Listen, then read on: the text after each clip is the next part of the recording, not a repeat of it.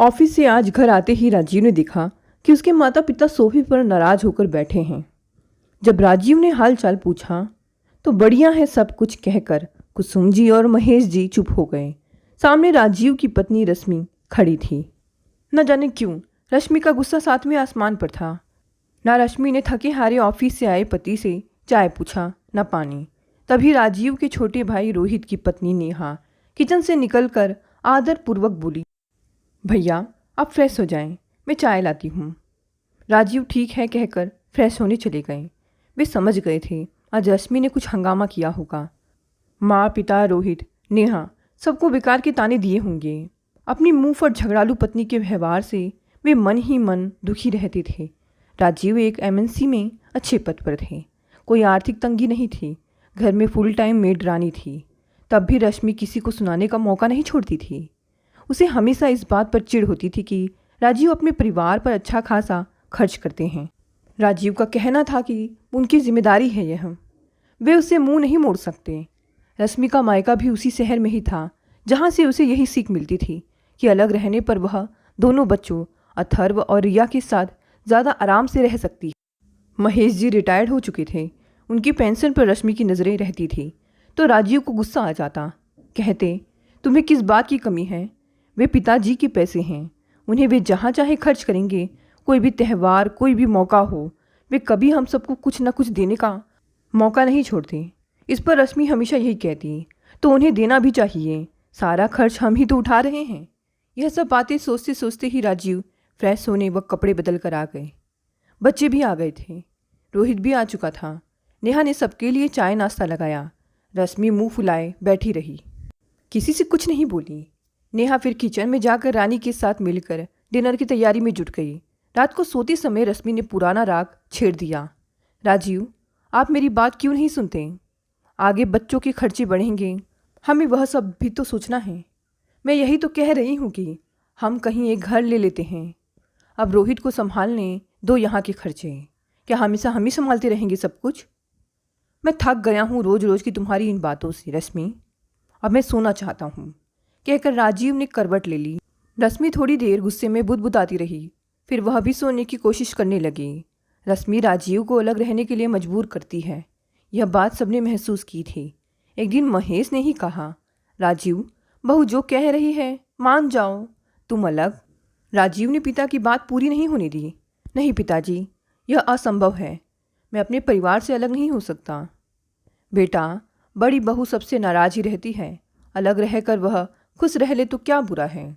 हम सब दूर थोड़ी ही हो जाएंगे, बस यही आस पास कोई घर देख लो। फिर सबके बहुत जोर देने पर बहुत विचार के बाद राजीव मजबूर हो गए और उन्होंने बहुत पास ही में एक घर खरीद लिया। रश्मि की मुराद पूरी हो गई। अथर्व और रिया नहीं जाना चाहते थे नए घर में। वे भी राजीव की तरह उदास थे। अब घर तो दो थे पर राजीव और बच्चों का अधिकतर समय माँ पिताजी के साथ ही बीतता था। रश्मि अकेले ही खुश थी। एक दिन राजीव ने ऑफिस से आकर बताया, मुझे प्रमोशन मिल रहा है नेशनल मैनेजर के पद पर मुंबई पोस्टिंग होगी। सुनकर रश्मि और बच्चे बहुत खुश हो गए।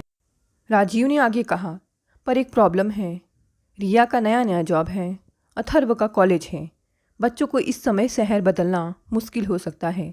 मेरे रिटायरमेंट में 3 साल ही बचे हैं, वापस यही आना है। फिर अथर्व रिया समझदार बच्चे थे। रिया ने कहा, पापा आप अकेले कैसे रहेंगे वहाँ? आप मम्मी को ले जाओ, हम दादा दादी के पास रह लेंगे। कोई प्रॉब्लम नहीं है पापा। रश्मि नहीं चाहती थी बच्चों को उस घर में किसी और से ज़्यादा लगाव हो, तो फ़ौरन बोली, ऐसा करते हैं आप ही चले जाओ, हम लोग तो आते जाते रहेंगे और आपका तो टूर चलता रहेगा ना। हाँ अब तो पूरा भारत कवर करना है, तो ठीक है यूपी टूर रहेगा तो घर आना होता ही रहेगा। हाँ यह ठीक है, आप ही शिफ्ट करना। राजीव पत्नी का मुंह देखते रह गए। रश्मि के साथ न जाने का कारण वे अच्छी तरह समझते थे। पत्नी की नस नस से वे वाकिफ थे। उन्हें दुख हुआ, वे नए शहर में हर चीज़ का प्रबंध कैसे करेंगे, इस बात की रश्मि को जरा भी चिंता नहीं हुई। राजीव ने माता पिता के घर जाकर होने वाले प्रमोशन के बारे में बताया, आगे की प्लानिंग के बारे में भी बातें की। उन्होंने शुभकामनाओं की झड़ी लगा दी। माँ ने उदास स्वर में कहा, पर बेटा प्रबंध करना मुश्किल होगा अकेले। रश्मि को ले जाओ, बच्चों को हम देख लेंगे। राजीव ने दुखी होते हुए कहा। माँ, रश्मि को यहीं रहना है। यह सुनकर सब चुप हो गए। महेश जी ने पूछा, जाना कब है? अगले महीने। सब उदास तो थे, लेकिन राजीव एक बड़े प्रमोशन पर जा रहे थे, इस बात की खुशी भी थी। मुंबई जाने के दिन करीब आ रहे थे। रश्मि के दिमाग में फिर एक फितूर आया। राजीव, आपके माता पिता का जो घर है, मैं सोच रही हूँ आप उसमें से अपना हिस्सा पिताजी से मांग ले।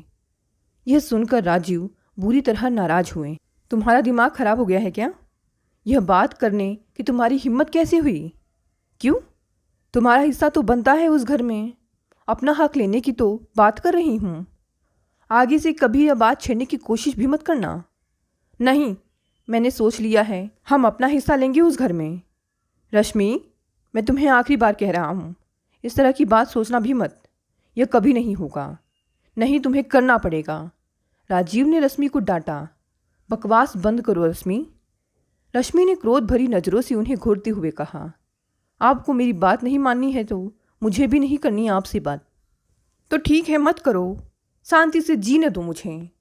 अथर्व और रिया अपने कमरे में सारी बात सुन रहे थे।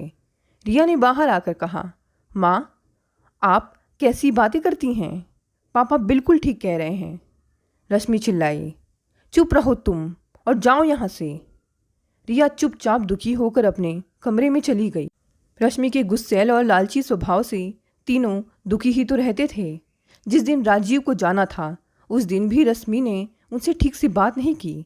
वह मुंह फुलाए इधर उधर घूमती रही। राजीव सबसे मिलकर मुंबई के लिए रवाना हो गए। मुंबई पहुंचकर राजीव को एक अच्छी सोसाइटी में कंपनी की तरफ से 2 बेडरूम फ्लैट रहने के लिए मिला, जो पूरी तरह से फर्निश था। उनका ऑफिस मुंबई इलाके में था। उनकी बराबर की बिल्डिंग में उसी कंपनी के एक मैनेजर अशोक, उनकी पत्नी प्रीति और 2 युवा बच्चे पायल और ध्रुव रहते थे। अशोक के परिवार से मिलकर राजीव खुश हुए। अशोक की कार से ही राजीव ऑफिस जाने लगे। राजीव ने किचन के सामान की पूरी जानकारी प्रीति से ले ली थी। प्रीति ने अपनी मेड रजनी को राजीव के यहाँ भी काम पर लगा दिया था। राजीव का पूरा परिवार राजीव से फ़ोन पर संपर्क में रहता था। उनके रहने खाने पीने के प्रबंध के बारे में पूछता रहता था। रश्मि ने जब भी बात की, बहुत ही रूखे ढंग से की। उसकी अब भी वही जीत थी। कई बार वह फ़ोन पर ही घर में हिस्से की बात पर लड़ पड़ती। रश्मि की छोटी बहन निधि मुंबई के अंधेरी इलाके में रहती थी। राजीव की शनिवार की छुट्टी होती थी। निधि अपने पति मानस और बेटे करण के साथ अक्सर मिलने आ जाती थी। कई बार उन्हें गाड़ी और ड्राइवर भेजकर शनिवार को बुलवा लेती थी और रविवार की शाम को पहुंचा देती थी। राजीव को उन सबसे मिलकर बहुत अच्छा लगता था। उन्हें मुंबई आए 2 महीने हो रहे थे। अशोक अक्सर राजीव को खाने पर बुला लेते थे। राजीव एक शांत और सभ्य व्यक्ति थे। सब उनका दिल से आदर करते थे। एक दिन अशोक को पूछते संकोच तो हो रहा था, पर पूछ ही लिया, राजीव जी, भाभी जी कब आ रही हैं? अभी तो नहीं। क्यों? कोई दिक्कत नहीं है, सब ठीक है, राजीव ने गंभीरतापूर्वक कहा तो अशोक ने यह बात यहीं ख़त्म कर दी। कुछ दिनों बाद एक दिन राजीव नहाने गए तो बाथरूम से निकलते हुए उनका पैर फिसल गया और वे बहुत ज़ोर से फर्श पर गिर पड़े। दर्द की एक तेज लहर उनकी कमर में दौड़ गई। वे बिना हिले डुले ही पड़े रहे। दर्द काबू से बाहर था। बहुत देर बाद किसी तरह जाकर बेड पर लेटे। राजीव रोज तैयार होकर अशोक की बिल्डिंग के गेट पर ऑफिस जाने के लिए खड़े होते थे। आज वे नहीं दिखे तो अशोक ने उन्हें फ़ोन किया। फ़ोन की घंटी बहुत देर तक बजती रही। अशोक को चिंता हुई, फिर फ़ोन मिलाया। बहुत देर बाद राजीव ने इतना ही कहा, अशोक, मैं गिर गया हूँ और उठ नहीं पा रहा हूँ। तुम्हारे यहाँ मेरे घर की जो दूसरी चाबी रहती है, उसे दरवाज़ा खोलकर आ जाओ। अशोक ने प्रीति को सब बताकर चाबी ली और राजीव के बेडरूम में पहुँच गए। राजीव दर्द से बेहाल थे, हिला नहीं जा रहा था। कैसे गिरे सब बताया। अशोक ने प्रीति को फ़ोन किया, कुछ नाश्ता लेकर और पेन किलर लेकर जल्दी आ जाओ। प्रीति तुरंत एक सैंडविच, चाय, पेन किलर और एक ट्यूब लेकर पहुंची। राजीव के लेटे लेटे ही अशोक ने उन्हें नाश्ता करवाया। चाय पीने के लिए वे उठ नहीं पाए। प्रीति को उनकी हालत देखकर बहुत दुख हुआ। ट्यूब अशोक को देती हुए बोली, यह भाई साहब को लगा देना, मैं चलती हूँ, बच्चों को निकलना है। अभी चादर डलवा दी थी क्योंकि राजीव टॉवेल में ही थे जब गिरे थे। राजीव की कपड़े पहनने में मदद करके अशोक ने उन्हें दवा लगवा दी। अशोक ने ऑफिस में अपने और राजीव की छुट्टी के लिए फ़ोन कर दिया था। अशोक राजीव के पास ही बैठे थे। राजीव ने कहा, तुम ऑफिस चले जाते, आज तो शायद मुझे लेटे ही रहना पड़ेगा। नहीं राजीव जी, छुट्टी ले ली है, यहीं हूँ आपके पास। राजीव मन ही मन अशोक के प्रति बहुत आभारी थे। कहने लगे, अच्छा ठीक है, घर जाकर आराम ही कर लो, अभी मेरा दर्द कम हो जाएगा। कुछ ज़रूरत होगी तो फ़ोन कर ही लूँगा। राजीव के बहुत जोर देने पर अशोक घर चले गए। राजीव का खाना शाम को ही बनाती थी रजनी। नाश्ता और लंच राजीव ऑफिस की कैंटीन में करते थे। प्रीति रजनी को निर्देश दे रही थी, अब जब तक भाई साहब घर पर हैं, तीनों समय उनका नाश्ता खाना ठीक से बनाना। हाँ दीदी, ध्यान रखूंगी। रजनी एक अच्छे स्वभाव की महिला थी। वह ईमानदार और मृदभाषी थी। राजीव के घर जाकर उसने सब काम किया, लंच भी बनाकर उनके पास ही रख गई। दोपहर को अशोक फिर आया। राजीव ने बताया, दर्द सुबह जितना तो नहीं है, लेकिन अब भी है। चलिए शाम को डॉक्टर को दिखा कर आते हैं। ठीक है, लगता है जाना ही पड़ेगा। कार में मुश्किल से ही बैठ पाए राजीव। एक अच्छे हॉस्पिटल के मशहूर डॉक्टर ने सारी जांच पड़ताल की, बेड रेस्ट बताया और कुछ दवाई लिख दी। राजीव घर आ गए। एक हफ्ता बीत रहा था। राजीव ने रश्मि और बच्चों को अपनी तकलीफ़ बता दी थी। बच्चे परेशान हो उठे। पापा, हम लोग आ रहे हैं, आपको परेशानी हो रही होगी। राजीव ने कहा, नहीं बेटा, तुम लोग परेशान मत हो, यहाँ सब बहुत ध्यान रख रहे हैं मेरा। ऑफिस से तो रोज़ ही ना कोई आता रहता है, और अशोक तो बहुत ही देखभाल कर रहा है। राजीव हैरान रह गए जब रश्मि ने कहा, मैं तो आपसे बहुत नाराज़ हूँ, आप मेरी बात ही नहीं सुनते, आपको मेरी कोई बात ठीक नहीं लगती। राजीव ने आगे बिना कुछ कहे सुने फ़ोन रख दिया। आज राजीव का मन बुरी तरह आहत हुआ था। पति के दर्द की कोई चिंता नहीं, बस संपत्ति, पैसा, हिस्से की बातें। कैसी पत्नी मिली है उन्हें। दूसरे शहर में अकेले रह रहे हैं, उनके सुख दुख की उसे कोई चिंता नहीं। यहाँ रात दिन पराए लोग उनके दुख में हर पल उनके साथ है, बिना किसी स्वार्थ के। निधि, मानस उन्हें देखने कई बार आ चुके। फ़ोन पर निधि ने रश्मि को समझाया भी, दीदी, जीजा जी की तबीयत ठीक नहीं है, एक हफ्ते बाद भी उनका दर्द ठीक नहीं हुआ है। तुम बच्चों को माँ पिताजी के पास छोड़कर कुछ दिनों के लिए यहाँ आ जाओ। तब रश्मि ने चिढ़कर कहा, जो इंसान मेरी बात नहीं मानता, मैं उसकी चिंता क्यों करूँ? तुम ही बताओ, क्या मैं गलत कहती हूँ? क्या हमारा हिस्सा नहीं है पिताजी के मकान में? लेकिन जीजा जी ऐसी बातें करने वाले इंसान नहीं है दीदी। अपने परिवार से प्यार करना बुरी बात तो नहीं। निधि, तुम छोटी हो, मुझे उपदेश देने की कोई ज़रूरत नहीं है, कहकर रश्मि ने फ़ोन रख दिया। 10 दिन बाद भी राजीव के दर्द में कमी नहीं आई। अशोक फिर उन्हें डॉक्टर के पास लेकर गए। राजीव तो लगातार छुट्टी पर ही थे। कुछ और टेस्ट हुए। अब की बार रिपोर्ट आई तो सबका दिल दहल गया। राजीव को स्पाइन का कैंसर था, जो कमर के निचले हिस्से से सिर के पीछे के हिस्से तक फैल चुका था और रीढ़ की हड्डी को 60% नुकसान पहुंचा चुका था। सब एक दूसरे का मुंह देखते रह गए। स्वभाव से शांत और नरम राजीव ने अपनी स्थिति को बहुत सहजता से स्वीकार कर लिया। ऑफिस के और लोग भी थे। वे सबसे सामान्य रूप से बातचीत करते रहे, जैसे कुछ हुआ ही ना हो। उन्हें इतना सामान्य देखकर सबके दिलों में उनके लिए इज्जत और भी बढ़ गई। कमर में दर्द तो उन्हें कई बार होता था, लेकिन वे इसे अपने काम का टूरिंग जॉब और बढ़ती उम्र का प्रेशर समझ लेते थे। अब और दवाएं तुरंत शुरू हो गई और कीमोथेरेपी शुरू होने वाली थी। उन्होंने ऑफिस से लंबी छुट्टी ले ली थी। उनके बॉस भी उनका बहुत साथ दे रहे थे। उन्होंने कह दिया था, बस तुम आराम करो, अपना इलाज कराओ और अब अपनी फैमिली को बुला लो तो ठीक रहेगा, तुम्हें आराम मिलेगा। बहुत सोच समझ कर राजीव ने रिया को फ़ोन किया, बेटा अगर हो सके तो 3-4 दिन की छुट्टी लेकर मुंबई आ जाओ। रिया घबरा गई, पापा आप ठीक तो है ना? हाँ ठीक हूँ, बस तुम लोगों को देखने का मन कर रहा है, तीनों आ जाओ। रिया को पिता के स्वर की उदासी कुछ खटकी। उसने रश्मि से कहा, मम्मी पापा की तबीयत ठीक नहीं लग रही है, हम तीनों मुंबई चलते हैं। नहीं, मुझे नहीं जाना। रिया हैरानी से बोली, आप कैसी बात कर रही हैं? आपको पापा की चिंता नहीं हो रही है? जो भी समझो, तुम दोनों को जाना है तो चले जाओ। मुझे नहीं जाना। रिया गुस्से में फिर कुछ नहीं बोली और छुट्टी लेकर अथर्व के साथ मुंबई पहुंच गई। राजीव की हालत देखकर दोनों बच्चे उनके सीने से लगकर फपक पड़े। रजनी वही काम कर रही थी। उसे राजीव की बीमारी के बारे में पता था। उसकी भी आंखें भर आई। राजीव से ना लेटा जा रहा था न बैठा। वे बस सोफे पर तकिया रखकर अधलेटे से बैठे रहते थे। रात को भी उसी स्थिति में सोते थे। पिता की हालत देखकर दोनों बच्चे बहुत दुखी हुए। राजीव ने बच्चों को अपने पास बिठाकर अपनी बीमारी के बारे में बताते हुए कहा, मैं तुम लोगों को दुखी नहीं देख पाऊंगा। इलाज शुरू ही हो चुका है। आजकल तो हर बीमारी का इलाज है।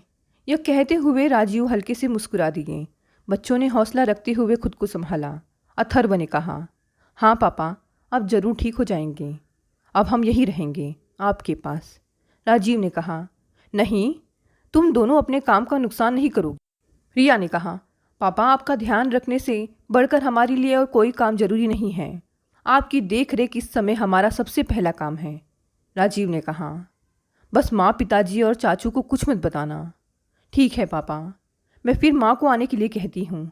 राजीव ने हाँ में सिर हिलाते हुए कहा, कह दो। राजीव के दिल में एक आस थी कि शायद उनकी बीमारी की बात सुनकर रश्मि अपनी जिद लालच छोड़कर फौरन चली आएगी। रश्मि ने सारी बात सुनकर रिया से कहा, उन्हें मेरी ज़रूरत नहीं है। अगर होती तो इतने दिनों में भी क्या मेरी बात पर ध्यान नहीं देते? अपने परिवार के लिए हमेशा मेरी बात अनसुनी की है। अब उन सबको ही बुलाएं, मुझे क्यों बुला रहे हैं? रश्मि ने क्या कहा होगा? रिया का चेहरा देखकर राजीव जान गए।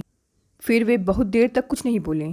रिया ने कहा, अथर्वा, हम दोनों में से कोई एक यहाँ पापा के पास रहेगा। अभी मैंने अपने बॉस को फ़ोन पर सब बताया है। उन्होंने मुझे घर से ही काम करने की परमिशन दे दी है। अभी तो मैं यहाँ रहूँगी, तुम चले जाओ। कॉलेज की छुट्टी होते ही तुम आ जाना, फिर मैं चली जाऊँगी। हम सब मैनेज कर लेंगे। राजीव को अपने बच्चों पर बहुत प्यार आया। रिया ने फ़ोन पर निधि को सब बताया तो वह मानस के साथ फ़ौरन आ गई। आकर राजीव के पास बैठकर रोने लगी। दीदी के व्यवहार पर शर्मिंदा हूँ जीजा जी, हैरान हूँ उनके स्वभाव पर। इस समय भी इतनी जिद और गुस्सा? राजीव ने शांत स्वर में कहा, मैंने बहुत कोशिश की पर उसकी सोच को बदल नहीं पाया। अगर मैं अपने माता पिता, भाई और उसके परिवार को अपने से अलग नहीं देख सकता तो क्या मेरी गलती है यह? मेरा भाई जिसकी नई नई नौकरी है, जो अभी आर्थिक रूप से बहुत मजबूत नहीं है, उस घर में मैं बंटवारे का दबाव कैसे डालूं? मैं यह सब नहीं कर सकता।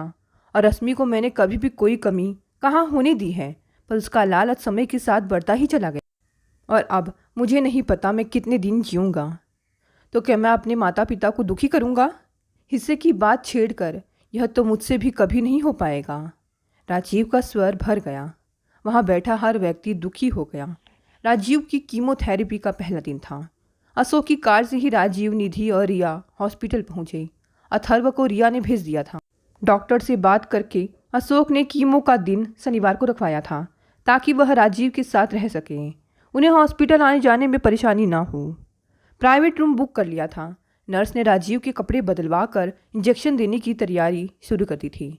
अपने मन की घबराहट पर काबू पाने के लिए रिया ने बाहर पड़ी बेंच पर बैठकर अपना लैपटॉप खोल लिया था। राजीव बेड पर लेट चुके थे। अशोक बाहर रखी एक दूसरी बेंच पर बैठा तो निधि वहीं बैठते हुए बोली, आप लोगों का बड़ा सहारा है जीजा जी को। राजीव जी इतने अच्छे इंसान हैं, कोई भी कुछ करना चाहेगा उनके लिए। फिर थोड़ा संकोच करते हुए बोले, निधि जी, राजीव जी से तो नहीं पूछा कभी, पर बार बार अब मन में यह प्रश्न उठ रहा है कि भाभी जी यह बीमारी सुनकर भी यहाँ। निधि ने बात पूरी नहीं होने दी, ठंडी सांस लेते हुए बोली, जीजा जी इस मामले में दुखी ही रहे हैं कि उन्हें मेरी बहन पत्नी के रूप में मिली है। अशोक ने हैरान होते हुए पूछा, अच्छा, राजीव जी जैसे व्यक्ति के साथ किसी को क्या परेशानी हो सकती है? जीजा जी अपने माता पिता, भाई को बहुत प्यार करते हैं। मेरी बहन की नज़र में यह उनकी गलती है। मुझे तो समझ नहीं आता कि क्यों कोई पुरुष विवाह के बाद सिर्फ अपनी पत्नी के बारे में ही सोचे। यह क्या बात हुई? मेरी बहन की जिद पूरी तरह गलत है। अपनी बहन के स्वभाव पर मुझे शर्म आती है और अपने जीजा जी पर गर्व होता है। अपने माता पिता को प्यार करना क्या किसी पुरुष की इतनी बड़ी गलती है कि उसे ऐसी बीमारी से निपटने के लिए अकेला छोड़ दिया जाए? धीरे धीरे बोलती हुई निधि का मुंह गुस्से से लाल हो गया था। उसने किसी तरह अपने को शांत किया। फिर दोनों ने अंदर जाकर राजीव पर नज़र डाली। वे चुपचाप आंख बंद किए लेटे हुए थे। चेहरा बहुत उदास था। अशोक यही सोच रहे थे कि किसी स्त्री पर उसकी जिद, लालच, क्रोध इतना हावी हो सकता है कि वह अपने पति की स्थिति में भी स्वयं को अपने पति से दूर रख सके। उनके दिल में चुपचाप लेटे हुए राजीव के लिए स्नेह और सम्मान की भावनाएं और बढ़ गई। राजीव का इलाज शुरू हो गया तो अथर्व और रिया ने पिता की देखभाल में कोई कसर नहीं छोड़ी।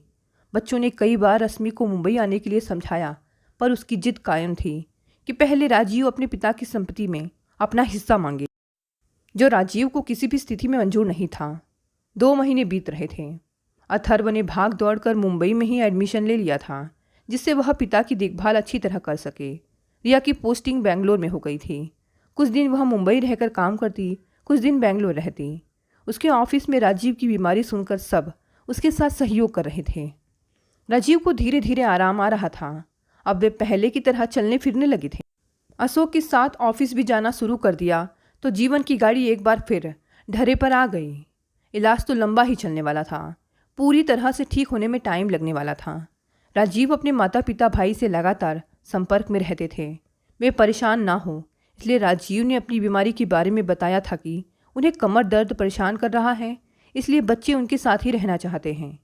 यह सुनकर सब हैरान थे। बच्चे भी राजीव के पास चले गए। रश्मि बहू क्यों अकेले रह रही है? सबने समझाया भी, पर रश्मि ने किसी की नहीं सुनी। पिता की बीमारी से परेशान बच्चे भी रश्मि से बहुत नाराज थे। एक तरह से अब तीनों ने रश्मि के बिना जीने की आदत डाल दी थी। अचानक राजीव और बच्चों ने रश्मि से बात करना बहुत कम कर दिया तो रश्मि ने सोचा एक बार मुंबई की सैर कर ही लिए जाएं। उसने अपनी फ़्लाइट बुक करवाई और मुंबई पहुंच गई। रश्मि राजीव के फ्लैट पर पहुंच गई। रश्मि ने पड़ोसी से चाबी ली और दरवाज़ा खोलकर अंदर आ गई। बैग रखकर पूरे घर पर नज़र डाली। एकदम साफ सुथरा चमकता घर। रश्मि को हैरानी हुई। वह किचन में गई। खाना तैयार था। करेले की सब्जी, साग, दाल। फ्रिज खोलकर देखा, सलाद भी कटा रखा था। अब रश्मि हैरान थी। आधे घंटे बाद ही अथर्व आ गया। निधि ने उसे फ़ोन पर बता दिया था। अथर्व ने एक बेहद औपचारिक मुस्कान से माँ का स्वागत किया। बोला कुछ नहीं। रश्मि ने ही पूछा, कैसे हो बेटा? ठीक हूँ माँ, आप कैसे आ गई? बस तुम लोगों को देखने का मन हो गया। अथर्व कुछ नहीं बोला, फ्रेश होने चला गया। रश्मि को धक्का सा लगा। यह बेटा है या कोई अजनबी? रश्मि ने फिर पूछा। रिया कहाँ है? बेंगलोर में है, कल आएंगी 1 हफ्ते के लिए। तुम्हारे पापा कब तक आएंगे? बस आने ही वाले होंगे। आप चाय पियेंगी? आने दो उन्हें भी। रश्मि देख रही थी, पहले का मस्त मौला अथर्व अब एक जिम्मेदार बेटा बन गया है। उसने हाथ मुंह धोकर राजीव के लिए फल काटे। राजीव के खाने पीने का बहुत ध्यान रखा जाता था। राजीव आ गए। रश्मि को देख हैरान हुए। कब आई? थोड़ी देर हुई। रश्मि उन्हें देखती रह गई। कितने कमज़ोर हो गए थे राजीव, पर उनके चेहरे पर बहुत शांति और संतोष दिखा रश्मि को। रश्मि ने नोट किया शायद राजीव को उठने बैठने में कहीं दर्द है, तो बोली, कैसी तबीयत है? दर्द है क्या? राजीव ने सपाट स्वर में जवाब दिया, नहीं, सब ठीक है। अथर्व 3 कप चाय और कुछ नमकीन ले आया। तीनों ने चुपचाप चाय पी ली। अथर्व ने कहा, पापा अब आप थोड़ी देर लेट लें, थकान होगी। हाँ, कहकर राजीव बेडरूम में चले गए। अथर्व अपना बैग खोलकर कुछ काम करने लगा। रश्मि ने खुद को अनचाहा महसूस किया वहाँ पर। अभी तक वह अपने अहम जिद में आसमान में ही उड़ती आई थी, लेकिन अब यहाँ आकर जैसे वह ज़मीन पर गिर गई। थोड़ी देर में उसने ही पूछा, रात को खाने में क्या करना है? अथर्व ने उसकी और बिना देखे ही जवाब दिया, कुछ नहीं माँ, रजनी काकी आती है, सब काम वही कर कर जाती है। क्या बनाया है? बात जारी रखने के लिए रश्मि ने पूछा। पापा को करेला और साग देना होता है, वह तो रोज़ बनता ही है। दाल भी बनी होगी। राजीव के पास बेडरूम में जाने की हिम्मत नहीं पड़ी रश्मि को। थोड़ी देर आराम कर राजीव ड्राइंग रूम में आ गए। इतने में धोबी आ गया। अथर्व ने गिन कर कपड़े धोबी को दिए। रश्मि तो हर बात पर हैरान होती रही। अब तक वह सोफे पर ही अधलेटी थी। टेबल पर डिनर लगाने के लिए जब वह अथर्व के पीछे किचन में जाने लगी तो राजीव ने ठंडे स्वर में कहा, रहने दो रश्मि, सब हो जाएगा। राजीव का स्वर इतना भावहीन था कि रश्मि फिर वापस बैठ गई। खाना लगाते हुए अथर्व ने कहा, माँ बस आप अपने लिए रोटी बना लें। हाँ ठीक है, कहकर रश्मि किचन में चली गई और अपने लिए 2 रोटी बना लाई। वह अथर्व को बहुत स्नेह से पिता को खाना परोसते हुए देख रही। दोनों ऑफिस की, कॉलेज की बातें करते रहे। रश्मि ने नोट किया, जब भी राजीव से उसकी नज़रें मिली, उन नज़रों में पति पत्नी की रिश्ते की कोई मिठास नहीं थी, एकदम तटस्थ, भावहीन थी। राजीव की नज़रें उसके लिए खाना ख़त्म होते ही अथर्व ने सब समेट लिया। फिर कहने लगा, माँ आप आराम करो, मैं पापा को थोड़ा थोड़ा टहला कर लाता हूँ। उसे यही लगता रहा था जैसे वह किन्हीं अजनबियों के साथ है इतनी देर से। दोनों टहल कर आ गए। अथर्व बाथरूम में था। राजीव ने कहा, रश्मि तुम दूसरे रूम में सो जाना, रात को मुझे कोई ज़रूरत ना पड़ जाए, यह सोचकर अथर्व मेरे साथ ही सोता है। रश्मि अपमानित सी खड़ी रह गई, कुछ कह नहीं पाई। फिर अथर्व दूध गर्म करके ले आया। राजीव को दूध और दवाएं दी। रश्मि दूसरे कमरे में करवट बदलती रही। कुछ समझ नहीं आ रहा था उसे, यह क्या हो गया। अगले दिन उसने सुबह देखा, अथर्व ने वॉशिंग मशीन में कपड़े डाले और सब्जी लेने चला गया। रजनी आई तो उसने घर के काम निपटाने शुरू कर दिए। रजनी रश्मि से मिली तो उसके मुंह से निकला, अरे मैडम आप आ गई, अच्छा किया, साहब बहुत बीमार रहे, आपके बच्चे तो बहुत ही अच्छे हैं। रश्मि ने फीकी सी मुस्कान के साथ हाँ में सिर हिला दिया। राजीव ऑफिस के लिए तैयार हो गए तो अथर्व ने उन्हें नाश्ता और दवाई दी। उनका टिफ़िन पैक कर उनके हाथ में पकड़ाया। राजीव रश्मि से बिना कुछ कहे ऑफिस चले गए। थोड़ी देर में अथर्व ने कहा, माँ मैं कॉलेज जा रहा हूँ, रिया शाम तक आ जाएगी। दिन भर रश्मि घर में इधर से उधर घूमती रही, बेचैन, अनचाही, अपमानित सी। दोपहर में उसने थोड़ा सा खाना खाया। शाम को सबसे पहले रिया आई। अथर्व ने उसे बता ही दिया था, माँ आई हैं। रिया ने देखते ही पूछा, माँ आप कैसे आ गई? तुम लोगों को देखे काफ़ी दिन हो गए थे, अब आ ही गई। तो इस बात का ध्यान रखना माँ, पापा को आपकी किसी भी बात से कोई तकलीफ़ ना हो। हम तीनों बहुत दिनों बाद अब संभले हैं। पापा की तबीयत से बढ़कर हमारे लिए इस समय और कुछ भी नहीं है। रात को सब इकट्ठा हुए। तीनों हंसी खुशी बातें कर रहे थे। राजीव की हर बात का बच्चे ध्यान रख रहे थे और राजीव बच्चों पर अपना भरपूर स्नेह लुटा रहे थे। घर की सारी व्यवस्था सुचारू रूप से चल रही थी। कहाँ तो रश्मि ने सोचा था कि उसके बिना तीनों की हालत खराब होगी। उसे देखते ही तीनों उसके आगे झुकते चले आएंगे कि आओ अब संभालो घर। पर यहाँ तो किसी को उसकी ज़रूरत ही नहीं थी, ना राजीव को और ना बच्चों को। वे तीनों किसी बात पर हंस रहे थे और रश्मि सोफे पर एक कोने में बैठी दिल ही दिल में कलप रही थी। यह क्या हो गया? बंटवारे की जिद, अपना गुस्सा, लालच, ईगो सब धाराशाही होते दिख रहे थे उसे। अब क्या करे वह? क्या वापस चली जाए? पर पति और बच्चों के बिना वहाँ अकेले कितने दिन तक रह सकती हैं? और यहाँ रहकर पति और बच्चों के दिल में जगह बनाने की कोशिश करनी चाहिए। उसे कुछ समझ नहीं आ रहा था। वह अपना सिर पकड़े तीनों को हंसते मुस्कुराते देखती रही। दोस्तों, ये कहानी यहीं समाप्त हो गई। कहानी पसंद आई तो इसे लाइक, शेयर और कमेंट करें। धन्यवाद दोस्तों, मिलते हैं अगली नई कहानी से।